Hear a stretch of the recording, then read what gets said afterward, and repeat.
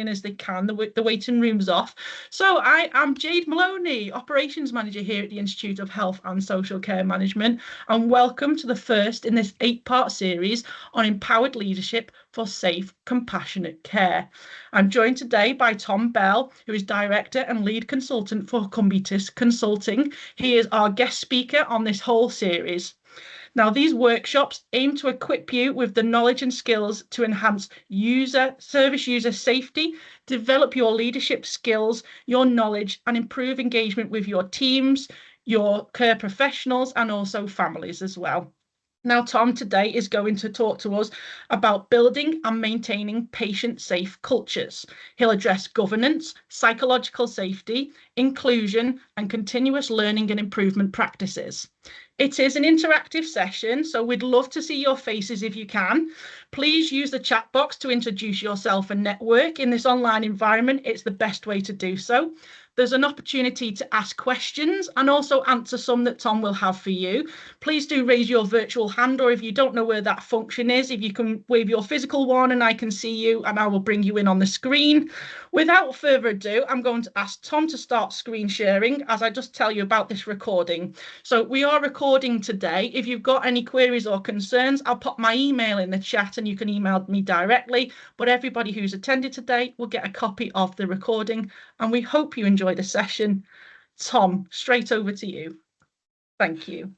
Well, thank you very much for that wonderful introduction, Jade, and also thank you to the Institute. Thank you, everyone, for making time for today. This is the first of what I'm sure is going to be an engaging, enlightening, empowering, no pressure there, and useful series of workshops. This, as you might be aware, is the first in a series of 8 short, bite-sized workshops which have been designed to provide a combination really of behavioural insights, some practical knowledge, and some usable takeaways in sort of compact, easily bite-sized, consumable chunks. I'm really looking forward to facilitating these workshops, and I'm also looking forward to networking with and interacting with you and hearing what you get out of them. Really importantly, I will be making myself available after each workshop, so I'll be hanging around afterwards. And Jade, I understand there's going to be a sort of wash-up is probably the wrong phrase, but there's going to be a wash-up session at the end of the 8th, which is kind of a 9th, you know, where are we at and what did we get from that and where do we go from here kind of thing. So today's session is packed with goodness. He would say that, wouldn't he? But we're gonna really get into some interesting territory here. Before we do, I'm going to set the scene for the series, introduce you to some ideas, and I think between us we'll manage to share and create some knowledge that I think will be of practical use going forward. So let's see. Great when the slideshow works, isn't it? There we go. You should be able to see that. I won't read that agenda to you. I'll just let you take that in for a few seconds. That's what we're going to be doing today. By the way, I was just looking at the list of attendees, and I gather we've got social care, we've got the NHS, we've got people from all over the UK, which is absolutely brilliant. So this is good. So who am I? Who is this male, pale, middle-aged guy? Definitely not stale, by the way, but am I worth listening to? So I'm an author. I'm a consultant, I'm an educator, I'm a speaker, I'm a trainer, and I'm a long-time justice campaigner. That's perhaps another story. I'm also a former NHS whistleblower. Caveat, I love the NHS, and we'll come on to that later. Like everyone else here today, large parts of my DNA are almost identical to that of a chimp. Now, you might think, well, what's the significance of that, Tom? I always make this seemingly flippant point about chimp DNA as a reminder to everyone in a group that we as a species, we are an evolving work in progress, yeah? And we're a mass of biases, inherited, learned and acquired, you know, the paradigms and the coping mechanisms and the behaviours that we have. Our minds have been called the farthest star, which I think is a wonderfully appropriate description. And it remains as true today as it ever was, that if the human brain was simple enough to be understood, we would be too simple to understand it. That's the reality of who we are. And, you know, the context that sits behind our behaviours, our responses, our actions and our thoughts, the behavioural sciences are really integral in all that we do. And as a former chartered marketer of 20 years, I know that people are seldom rational. What does he mean by that? We're going to come on to that later. Please excuse my dark humour for this grimmest CV of the year. Dark humour's got me through many a low day.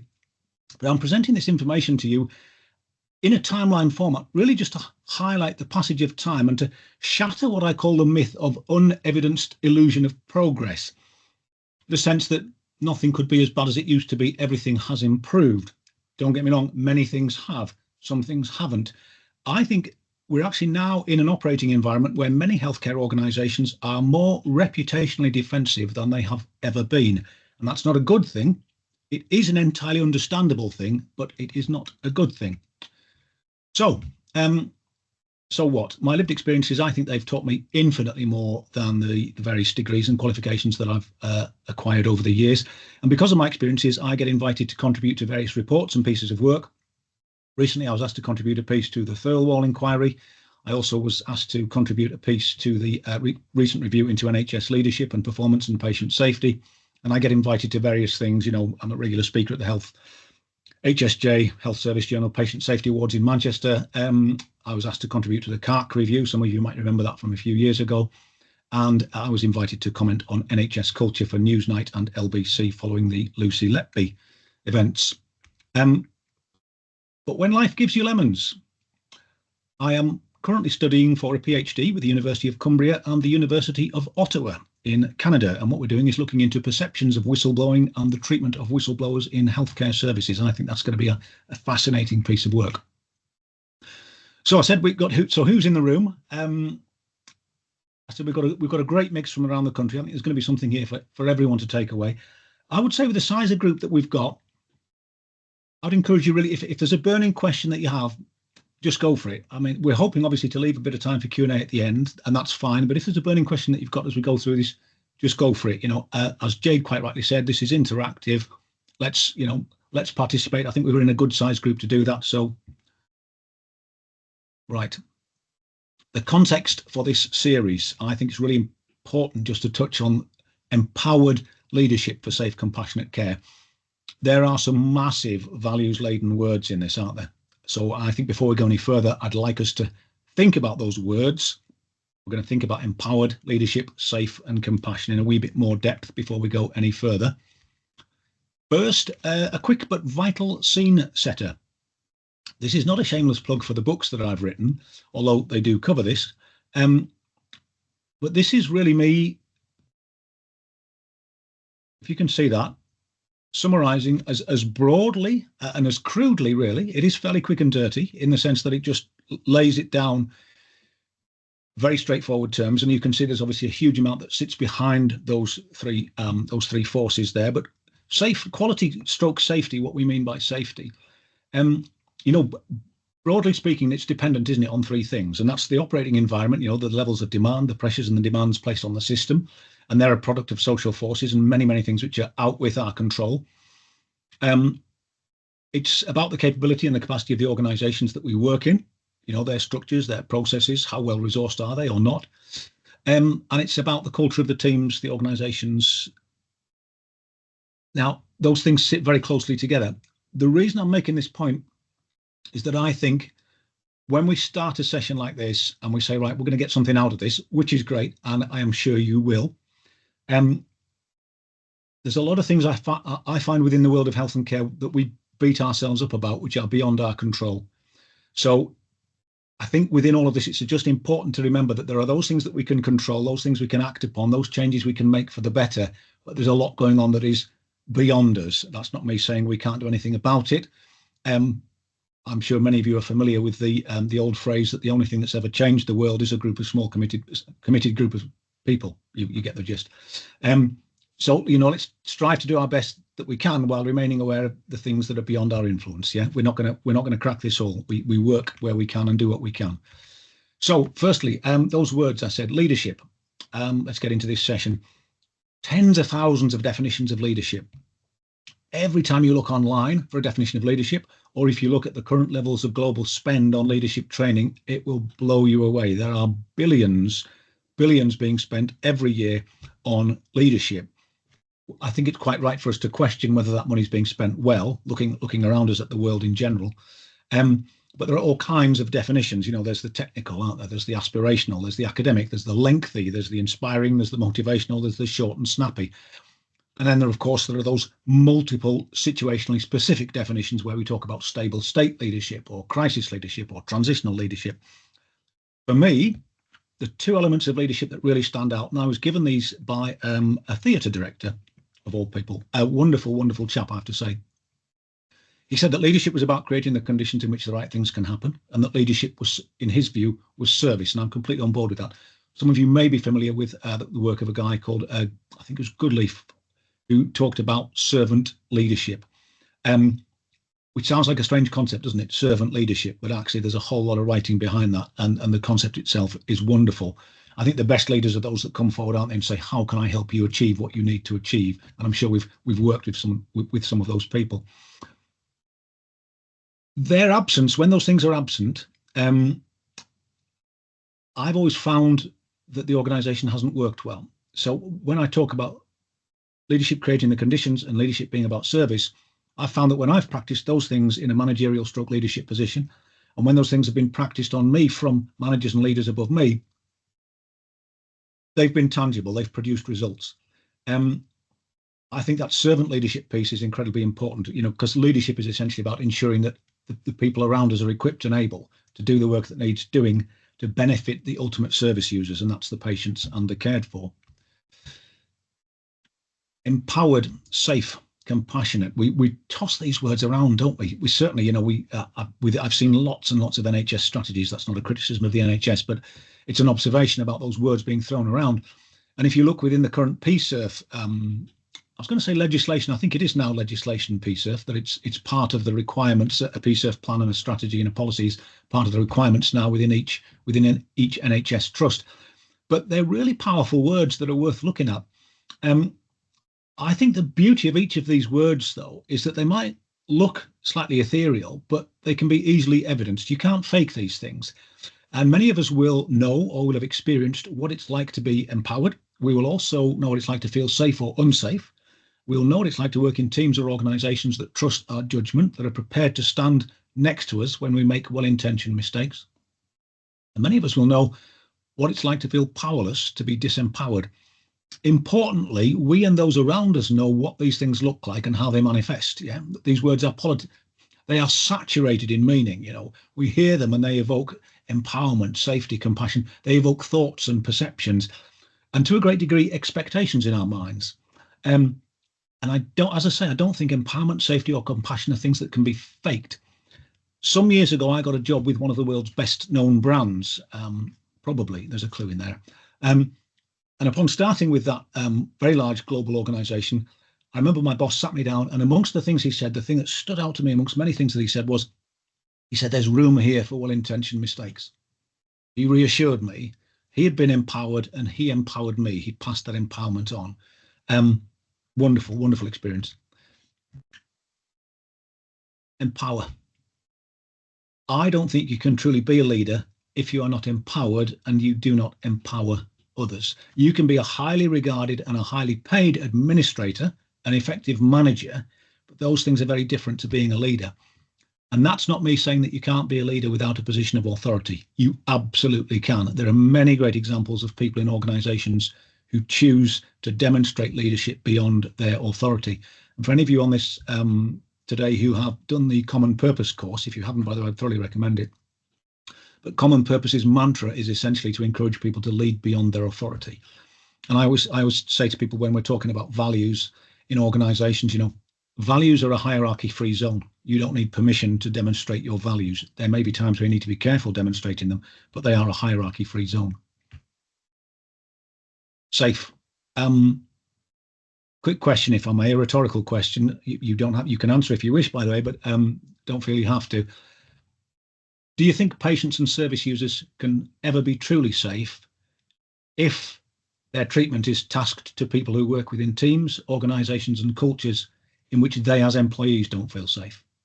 In other words, do you think patients and service users can be truly safe and receive safe care if the people treating them don't feel safe in their organisational environment? Rhetorical question in some respects. Happy to hear your thoughts either now or later on that. I think safe to speak freely, to speak up without fear of repercussions or being gaslighted or ostracised. These things are important. When we talk about safe care, when we use the word safe and talk about patient safety, we have to acknowledge that safe patient care is rooted in safe staff cultures. As individuals, each of us, quite rightly, will place our own personal safety, that's physical and psychological, first. We'll place that above everything else in all that we do. And most of us will not speak up or stand out if we feel we will suffer unduly for doing so. That doesn't make us bad people. It just merely reflects the conditions around us. When I talk to people about my experience as a whistleblower, I'm going to be really, really candid with you today. If you'd said to me what the repercussions of that would be, I might have thought twice about it. I really might. I was naive. I had no idea of what was coming around the corner when I chose to blow the whistle. It was quite the life-changing experience. Compassion. Compassionate engagement is part of PSIRF for those of you. By the way, if you're not aware of what PSIRF is, it's the NHS's Patient Safety Incident Response Framework. This is a concept that's been recently introduced for any organisation that provides NHS-funded services. And compassionate engagement, I think, has been thrown in there as a kind of, let's do this. And I'm not knocking it, but the word compassion is a really powerful word. You know, the roots of the word compassion mean to suffer with. That you stand with somebody and you literally suffer with that person. That is the root of the word compassion, and that is true compassion.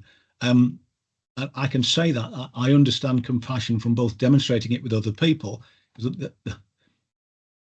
One of the things that life throws at you when you've had the experiences I have is that other people will approach you for advice and to share their thoughts. And I'm absolutely fine with that, by the way. It's a privilege to talk to some of the many people that I've spoken to over the years, but they've gone through some hellish experiences. And standing with them, that is true compassion. It is an incredibly strong word. When it's absent, it's easy to see that it's absent. And when it's present, it's also very easy to identify. Thank you, by the way, to those of you that completed the survey. One of the questions in that survey was about improvement beginning with understanding. And we'll get more into that through the course of these workshops over the next few months. But we're going to touch on it now as well. Improvement begins with understanding. What does he mean with that? Well, for me, this is a mantra worth really sort of almost etching metaphorically into the back of your eyelids. Yeah. Improvement begins with understanding. It's one of the first things I learned as a business advisor many years ago. I spent 10 years advising small businesses. It remains as true now, if not truer than it was then, perhaps even more so, I think, in a complex world that's swimming with data and mixed interpretations. And if there's one thing I'd like you to take from today, it's this, stick this up above the desk. If you want to improve anything, if you want to make services safer, then develop your understanding of everything relating to them. And the enemy of understanding is thinking that you know. The old phrase that it ain't what we know, it's the things we know that just ain't so. And I'm going to bring you on to some of that in a moment. We're going to talk specifics here. If you don't understand what is going on in the here and now, you can't be sure your services are safe, nor will you be in a position to improve them. And let's bring that to life. Here is, you're looking at a slide now, and I'm just going to read this to you if you're looking at it on a small screen and perhaps can't see that. Become the model hospital. Work streams to become the model hospital. The Trust's robust risk management processes were recognised during 2015-2016 when shortlisted in the Trust of the Year category at the National Patient Safety Awards, taken from the Countess of Chester Hospital's report for the year 2016. So when I talk about this thinking you know where you are, and then there's knowing, and if I take you back to the idea of leadership being about creating the conditions in which the right things can happen, you can see a huge disjoin between what the board at the Countess of Chester Hospital thought it knew about itself at a given point in time, and what the people it was serving and working within it were experiencing. When my sister Alison was being abused by an older male nurse, it emerged later, many years later, that a female nurse on one of the wards had written a letter to managers expressing concern. She was criticised for that and then given a hard time by her colleagues for grassing on a workmate, as it was deemed. Speaking up wasn't safe, and the behaviour of the colleagues towards the nurse and the behaviour of managers towards her, they reinforced the message to anyone else who might be considering airing their concerns. So it became actually less safe because the message became even clearer. Now, what does that mean? What then happened? Well, the absence of safety for staff then made the services less safe for patients. And a culture actually developed, as horrendous as it sounds, this is from the horse's mouth, this is from the staff that worked there, where some of the staff who worked at that mental health hospital actually viewed having sex with the patients as an almost legitimate perk of the job. That's the state that it got to. So what you let slide, many people talk about that phrase, that the standard you walk past is the standard that you accept and that others accept. And I think what you let slide keeps on sliding further and faster and becomes harder and harder to address. But look at that disjoint between what the senior leaders were blissfully unaware of what was going on. I mean, at the Garland Hospital where my sister was being treated, they had no idea these things were going on. That information it lived in pockets. Yeah. So what people thought they knew was going on wasn't actually the reality of what was going on. Organisational understanding. When we talk about improvement beginning with understanding, for me, when I talk about understanding, I'm talking about useful, usable knowledge, yeah? And that sits at the intersection of those two pieces, the qualitative and the quantitative. So there's the information that we should all be privy to, which, if we're being brutally honest, in this, I would say, digital stone age of healthcare, that's kind of how it feels sometimes. It is so far off the pace in relation to other industries. We have an absence of data. It's getting better, yes, but we have an absence of data and systems in place to capture that. And then there's that other piece, which is the qualitative insights. That's the culturally enabled stuff, the interconnectedness of the organisation. Anyone who's read Margaret Heffernan's work on willful blindness, brilliant, by the way, she makes the observation that organisations that thrive, those organisations that demonstrate safety and that thrive in highly competitive, dangerous or risk-laden industries, they are internally well connected and externally well connected. They are connected with all their stakeholders. So they are organisations in which information flows freely across, in, out, internally, externally, etc. The boundaries are spanned. Nothing lives in isolation. Now, this, of course, is an area that the Care Quality Commission touches on within their definition of well-led. They talk about, does information flow freely within the organisation? But let's come back a step and recall that people think sometimes that organisations are okay at sharing information. But if you look at the observations that come from those board papers where people think things are okay versus the reality, you will see there is a gulf that sometimes emerges. The reason for this picture in front of you is that I wanted to make the point that governance and information systems on their own mean very little.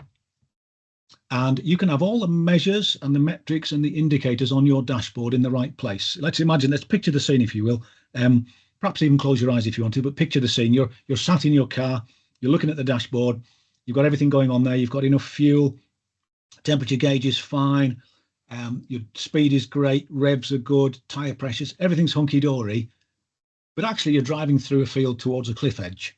So the point is, context is really important here. The data isn't enough. The data is never enough. The board papers are never enough. It's that real-time context that needed, that qualitative that we talk about.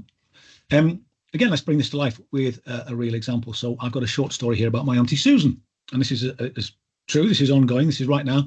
Auntie Susan's in hospital, and in the few weeks that she's been in hospital, she's been moved around 4 different wards. Her records are largely paper-based. She was placed in a dementia ward by mistake following a mix-up in communication. The wards that she has been on are struggling with recruitment and retention. So many of the clinical nursing staff are recent recruits from abroad. That itself is not an issue, but they are new to the organisation. They are poorly inducted. Side note here, folks, please, please, please never underestimate the power and the lasting impact of a good induction. When I worked for Carlsberg, the induction lasted 3 weeks. It was 3 weeks before I was allowed to get in front of a real world customer.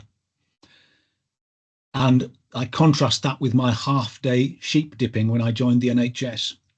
Now, there's an irony there, isn't there? One of those organisations was making a profit by selling sugary alcoholic liquid to the masses, and the other is the nation's best-loved brand and publicly funded healthcare provider. It starts at induction. That's where it starts. Getting people on board, taking people on the journey starts at the induction. So please don't underestimate that. But the point I was making was these new recruits, they are culturally unfamiliar with the structure. They are loath to raise issues with anyone senior, and they're not willing to approach the consultants and the registrars on the ward to ask questions because in their culture, that's seen as a challenge. So when I said that the words we were talking about are powerful because they can be so easily evidenced, this is what I mean. This is bringing them to life. The experience of the patients, the service users, their families and loved ones, and of course, importantly, the staff, is actually contraindicative to the presence of empowerment or leadership or safety and compassion in those settings. We know these things when we come across them because of the behaviours they manifest, yeah? We label people and organisations based on our perceptions of how they have treated us, using their behaviours as the indicator, yeah? That's the evidence.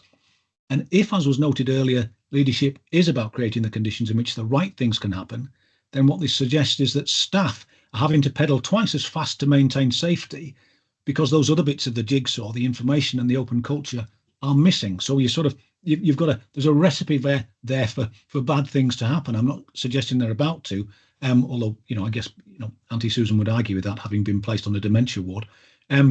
But people have to work in the absence of that stuff, let's call it. People have to work so much harder just to keep on a level playing field. An interesting thing for you here. This is the hospital Auntie Susan is being treated in, and no names, no pack drill. The values of the hospital, can you see they're tucked away behind the vending machine on the second floor? Now, I'm chuckling about that because you have to chuckle. As I say, you acquire a dark sense of humour after you've been through the things I've been through. But what does that say to people? Really, is that, which director, which HR director, which non-executive director is responsible for implementing values in that organisation? Because that just says to me, yeah, we've got a set of values, we laminated them and stuffed them on a wall, but we don't actually care whether people know about them or not. What message does that give to employees, to patients, families and loved ones? So, the components of a patient-safe organisation. This series of workshops has been designed to link together and complement each other, yeah? And so over the next few weeks, you'll continue to see that patient safety and the building of a patient-safe culture, that's the thread, if you like. It's a thread that runs right through all the topics that we will be covering. And for now, I want to talk briefly about culture and the wider organisation. Culture does not sit away from strategy, from organisational and managerial capacity and capability. It's inseparably entwined with them. I think many of you will know that. You can't separate those things. They interact and inform and influence each other, and there's a sort of constant iteration going on there. When Peter Drucker said that culture would always eat strategy for breakfast, I will correct that. He had in fact said culture, no matter how defined, is singularly persistent. I prefer the breakfast quote. I think it's much better. It says what he was saying in a much more straightforward way. But what he was saying was culture, no matter how defined, is singularly persistent. He was saying that culture actually influences everything, and you cannot have a successful strategy without understanding the culture and without applying that. And it's interesting that on the results to the survey, again, thank you to those who took that, I think most people completely understood. I think we had one person who said that it was important that you had a good breakfast before you made a strategy, which I would agree with, by the way. But most people understood that those two things are completely interlinked. Culture endures, for better or worse, and any strategy that fails to acknowledge and address that will fail. I'm singing to the choir here, I think, but a picture paints 1,000 words. And when I talk about what is disabling those staff in Carlisle, they don't yet have an electronic patient record. They don't have the processes and the structures behind them to help them. So they're the ones, trying to roll that large square along. So poorly thought out strategies, plans and cumbersome procedures and unwieldy processes, they do hamper and hinder. The processes should serve the culture, if you like. But of course, the focus of this workshop is culture. It's not operational processes or organisational capacity and capability. What that says in French, and I'm currently learning French, partly because one of my supervising tutors on the PhD is from Ottawa, and I think it'll go well for me if I learn a bit of French. But what that means is what is essential is invisible to the eye. What is essential is invisible to the eye. And the quote's taken from a book called The Little Prince, which was written by someone with an almost unpronounceable name, which I will attempt to pronounce, called Antoine de Saint-Exupéry. Somebody who knows his name properly can correct me on that. But isn't that interesting? What is essential? It's not saying what's a nice to have, but what is essential is invisible to the eye. If you doubt that, by the way, if you're ever in doubt of that, when we talk about culture being essential, it's invisible to the eye, isn't it? It's evidenced in behaviours, but it's invisible to the eye. And I don't think any of us on our headstones will have references to the things that we touched and owned, the tangible things, will we? It will be about what we were as sons, brothers, daughters, fathers, etc. Loved, who we were loved by and who we loved. Those are the things that matter, aren't they? And they're invisible to the eye, but those are the things the essential things in life that really hold us all, bind us all together. So 3 key ingredients, not exclusive, not exhaustive, but 3 key ingredients. And the reason I've chosen these 3 is that, I'll be careful how I say this, haven't I think they are in absence. That's me being super polite, isn't it? They are in absence in many settings. And when I pull these words up, you may or may not agree or disagree with them. Importantly, just like the words we looked at earlier, each of these words, I think they're pretty easy to evidence. Again, they can't be faked. They can be seen and they can be felt when they are present, and it's kind of obvious when they're not. Yeah. These are they: respect, curiosity, and humility. Now, when I talk about respect, I mean that complete inclusivity, more than merely, some of you may be aware of the, the Civility Saves Lives, which is a great movement, by the way. It's a great concept. But I'm talking more than merely civility or courtesy. What I'm talking about here is that sense of almost into that territory of the Universal Declaration of Human Rights. Yeah. What we're saying is that everyone is worthy of respect. Now, we've got some folks from social care here today, and they may chuckle when I say this, and I hope most people from the NHS will agree with me when I say this, but the NHS is awash with hierarchy. It is stifled with hierarchy. Let me bring this to life with an example. So I came into the NHS at the tender age of, what would I be? Mid-40s, gosh. And I'd spent most of my life in the private and the third sector before that. And I had a wealth of experience. I had my 20 years as a chartered marketer. I was a fellow of the Institute of Management. I had my MBA, or my Master of Bugger All, as I laughingly refer to it. I had an MSc in marketing. Came in with a great track record.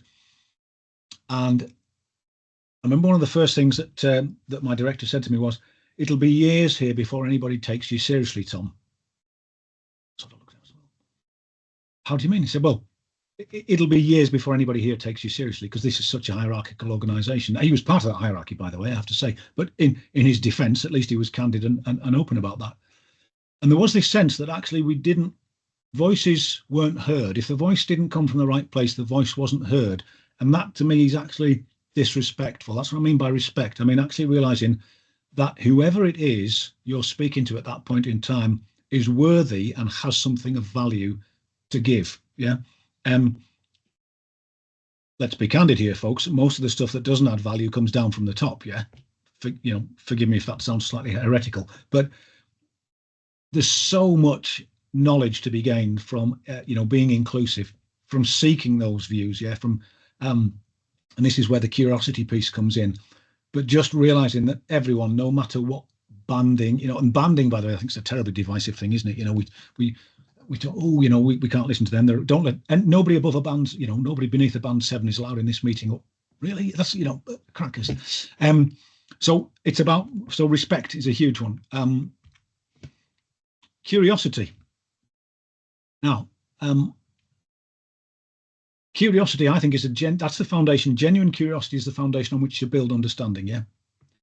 And I think it was Socrates who said that the only thing he was certain of was that he didn't know anything.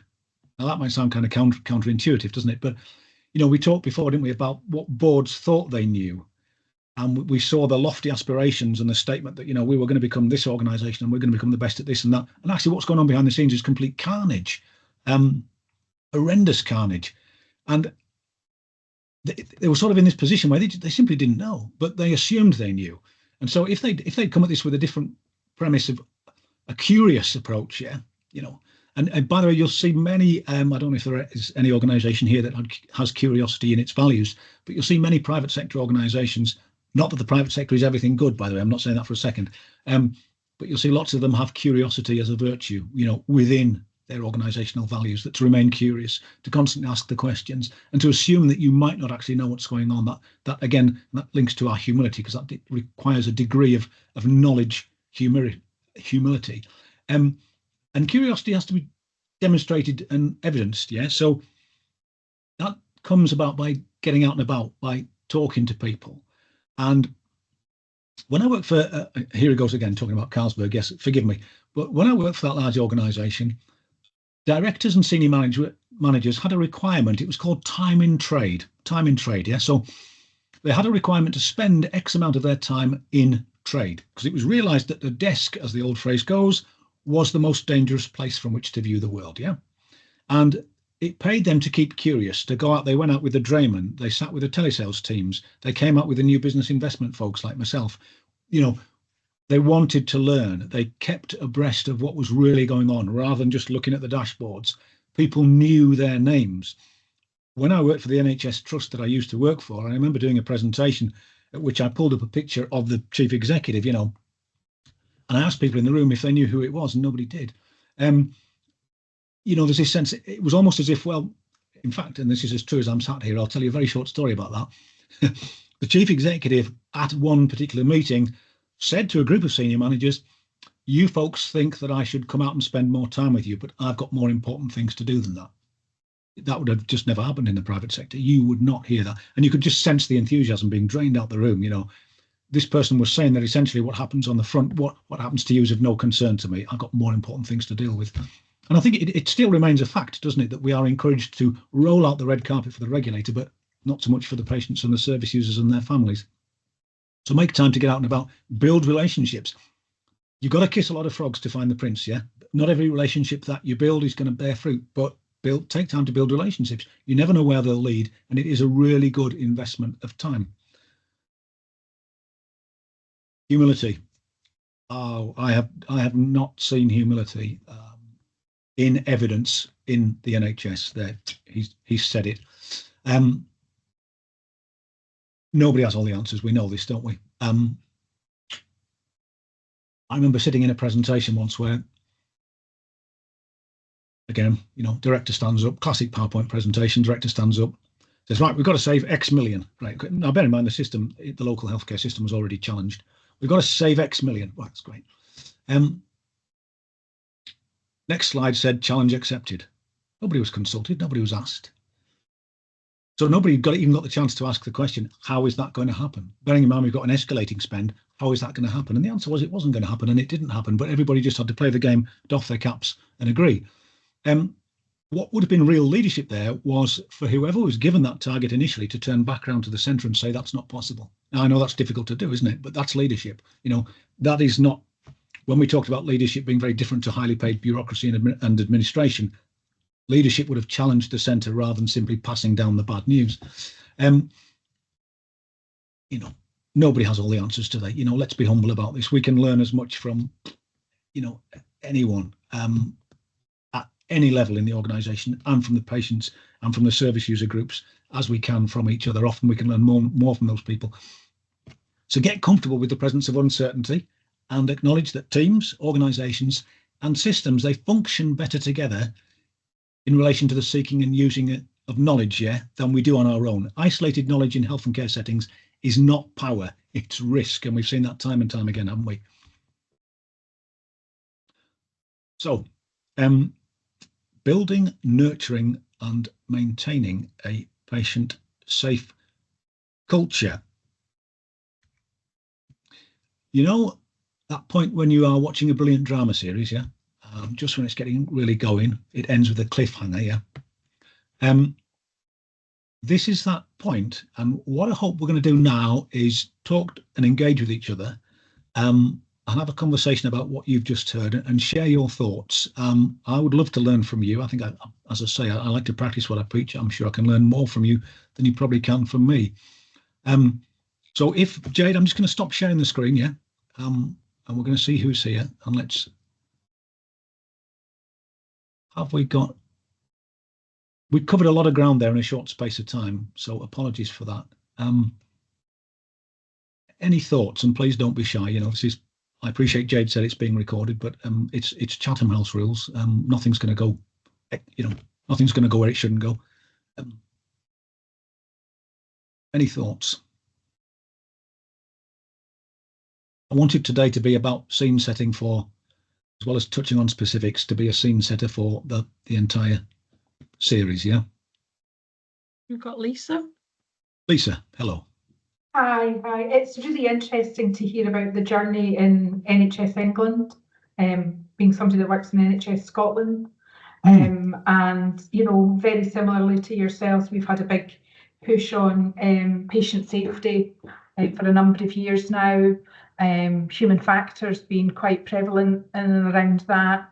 And looking at how, yes, the systems, the processes, the people, the environments all have an impact on that. It was really interesting to hear you talk about compassion and humility, and the lack of that, which I think has a big impact on people being able to make improvements. You know, and generally the lack of involvement with people on the front line and how that can happen. Because throughout my whole management career, having been somebody on the front line delivering services, and having been stamped down when I've had suggestions about how we could generally make my life easier as a frontline worker, but also improve outcomes for patients, being told that, you know, you're just here to do a job, just get on with it. And to think that that is still the mindset of a lot of parts of the healthcare system is actually quite frustrating and sad, really, when actually nobody in my mind wants to get up and come into work and do a bad job any given day of the week. Quite. You know, I've had involvement in various roles that I've been in around about whistleblowing, being on the opposite side of that, having had whistleblowing allegations made at the highest levels in NHS Scotland about the organisation that I was responsible for, and recognising the challenges that provided to the people involved in it, whether they be people giving interviews, whether they be people leading the investigation, whether they be the whistleblower themselves. And you know, there was I think a lack of awareness from the whistleblowing organisation in Scotland here about the impact that it does have. You know, there's a lot put in place for supporting whistleblowers in Scotland. You know, we have champions in the health boards, probably similar roles in NHS England. No, not yet. I don't think really. so. No. But so all of our health boards now have whistleblowing champions there to support the whistleblowers. But having been somebody on the opposite end of it, there isn't the same level of support. And I, you know, while I feel the situation, you know, it's brave of people to stand up. You want people to be able to feel they can stand up and make challenge where it's appropriate to do so. I feel as well that, you know, as I say, not everybody's getting up out of their bed in the morning to do a bad job. They don't want to cause harm and they want to do the best. Absolutely right. And I'd be really interested to talk to you again, actually, about that, if that's okay, outside of this. But the next session on willful blindness, and we've got somebody with a question here, so I'll be very brief. The next session on willful blindness, we'll talk about this, because you're right, we have this thing, don't we, this sort of mantra almost that nobody goes to work to do a bad job. But our behaviours then creep in, don't they? You know, and one of the things we'll be touching on in the willful blindness session is, you know, what we walk past gradually. It slides and slides and slides until we reach a point where, you know, we either become disenfranchised, and we've got a lot of people, as you know, leaving the healthcare service that we don't want to leave the healthcare service, actually. But in fact, I met one the other day, you know, you know, what do they call them? Practitioner, you know, in the GP practice, not the GP, but just the one beneath, associate practitioner, wasn't it? And she's leaving because of the culture and the pressure and the, you know, the being managed badly, you know. And we get this. It does remain true that I think about 70% of people leave a job because of their manager, not because of the organisation. And there's this something here, isn't there? That I think that's a bit of a broad brush, to be fair. But nobody goes to work to do that bad job, do they? And I couldn't agree more with that. It's going that next step, isn't it? And saying, right, well, how do we help them all do a good job? How do we do that? Sorry, is it Catherine? You've got your hand up there, I think.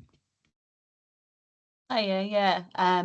Thank you. I just had, well, firstly, a couple of things that sprung to mind when you talked there, which I think all of our organisations will probably be having, that, you know, affects all the way through, is just that, you know, sometimes we're just not able to provide a good job because we're under a lot of kind of resource stresses that mean that we We just can't.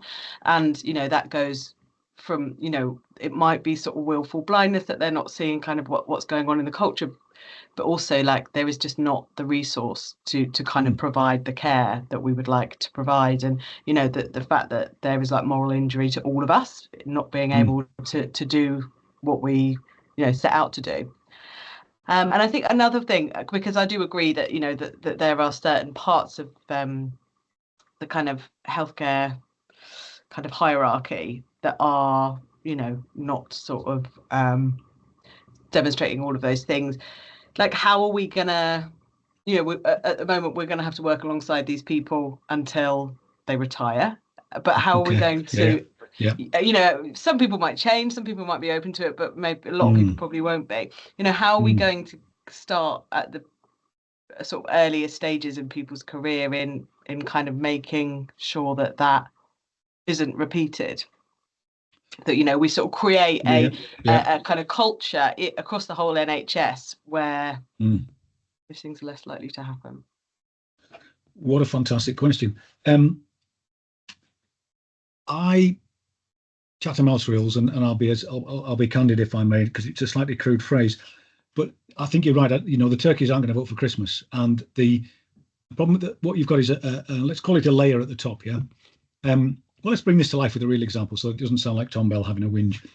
Do any of you remember a few years ago when there was an article, I think it was in one of the daily papers, one of the red tops, in which a senior director from the NHS had been forced to apologise for their behaviour because they had encouraged a whole group of directors to chant, "We can do this." Yeah, I don't know if that rings any bells with you. So let me paint for those of you that can't remember, I'll paint the picture. Going back a few years, it was approaching winter, and I think it was Jeremy Hunt was still there, Simon Stevens was still there, and they decided to bring the what they thought were the 50 hospitals least likely to hit their winter targets. Yeah, they brought them together, brought the chief execs or most senior director available together, and one of the things that they did was this: somebody obviously had too much coffee that morning, and decided that they were going to do sort of a Bob the Builder on the NHS. And this person said, right, everybody, come on, let's chant, "We can do this." Yeah, I think that's a novel approach to fixing healthcare, isn't it? You know, and what then happened was nobody challenged that person, by the way. And I'm going to come to that in a moment. But what then happened was one of the people who felt offended by that, and this is where I think Lisa, a really interesting point, Lisa. If I was that person, I'd like to think I would have challenged, but there's a conundrum here, and again we'll come to that.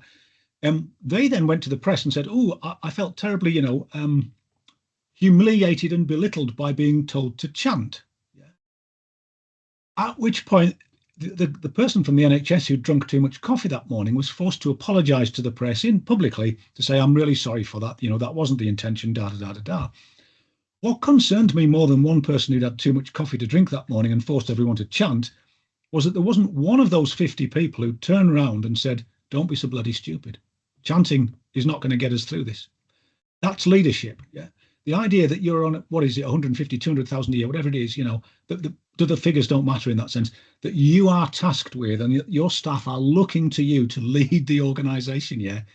And you don't challenge somebody who tells you that you can chant your way through it. That says actually that you reach the top of the pile by never challenging. And this is the conundrum I referred to, because if you reach the top of the pile, it means you reach the top of the pile because you didn't challenge. Because the challenges aren't welcome. Let's be brutally honest. I didn't even realise I was challenging, by the way. I was what I call an accidental whistleblower. I just somehow ended up with no other route to go than the CQC, and that was the end of my career. But how we address that issue, Catherine, I mean, that is the question, isn't it? I'd love to think that the NHS Leadership Academy, and I think we might have somebody from there today, but I'd love to think that they would be doing more. I'll be as undiplomatic as that. I'd like to think they would be doing more in that respect, in terms of how they train the graduates. Because if you look at the graduate trainee scheme is held up by a lot of people as being one of the best things ever. I would question that, because I think, and this is where I will stick my philosophical head on. I've been trying to read, I think it's called, careful, it sounds like a swear word, Michel Foucault, or Foucault, some people call it. Some of you may know him, yeah? Lisa, you sound like you maybe know his name, do you? No. So he's a wonderful French philosopher. And he makes this brilliant point that it's not It's not what the concept says it is. It's not what the strategy says it is. It's how it's evidenced. So when you hold up something as being a success, what's the evidence of that success? And if you're going to hold up evidence of the success of the NHS graduate trainee scheme, you'd have to say, okay, how's the NHS performed over the last few decades? The answer is it's a mixed bag. So you can't legitimately hold it up as a raging success, partly because it can't achieve everything in isolation. That's a fact. We talked about that earlier. But also because the evidence suggests that if it has produced a cadre of leaders who will stand in a line and chant, "We can do this," when they're asked on demand to do that, it has not been a success by any measure. So how do we change that? And that's a massive question. I don't think we're going to crack that one by 3 o'clock, Catherine, but it is a brilliant question. Sorry, Joanne, I hope I'm getting these in order. I don't want to leave anybody out or upset Joanne. anybody. I think one of the problems is that, and I don't necessarily believe that it's necessarily the older generation that we need to flow out. I think there's good and bad cookies throughout the generations.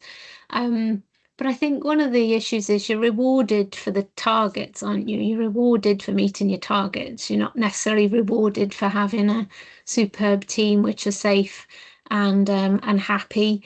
Your reward you might get a pat on the back, but the main reward is you've reduced your waiting list and you've hit the target, and you've got, you haven't got anybody queuing in A&E and so on and so forth. And I thought it was really interesting what you said about what is essential is invisible to the eye, because I don't know, there's something about what's measurable as in targets, whereas culture, whether it's good or bad, is not very easy to measure, is it? People disengage from staff surveys and so on and so forth. And it's what was I going to add to that then? I think about the mass expanse we've had in wellbeing services. And yes, we all probably need wellbeing services at some point in our lives when we've had bereavement or you've had you've had some kind of incident at work. But I almost feel it's a bit of a reflection that surely if we had a good culture for 80% of the time, you wouldn't need this mass expansion of wellbeing services. Indeed. But then having a mass expansion of wellbeing services is a measurable thing we've done for staff, isn't it? But it's almost a bit backwards. You make an excellent point. Yeah. The targets, I think they're set off with good intent, aren't they?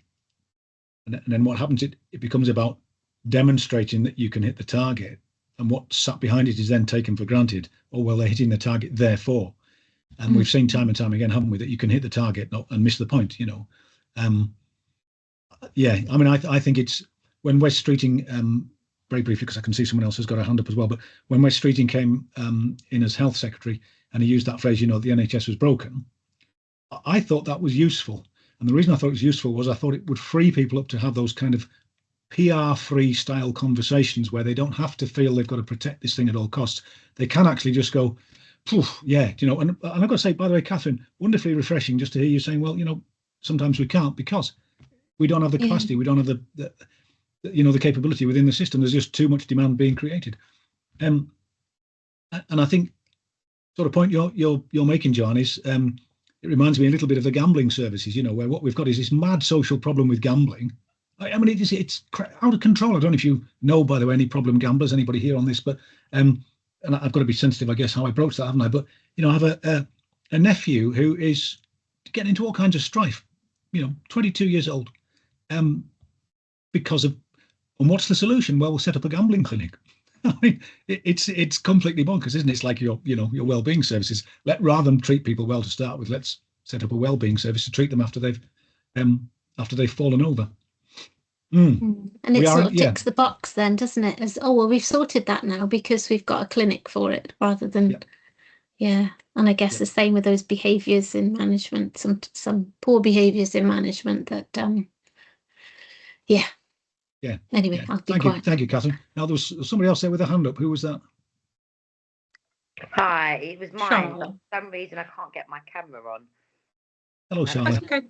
What's going on with it? So sorry about that. I was just going to add really to what the previous lady was saying.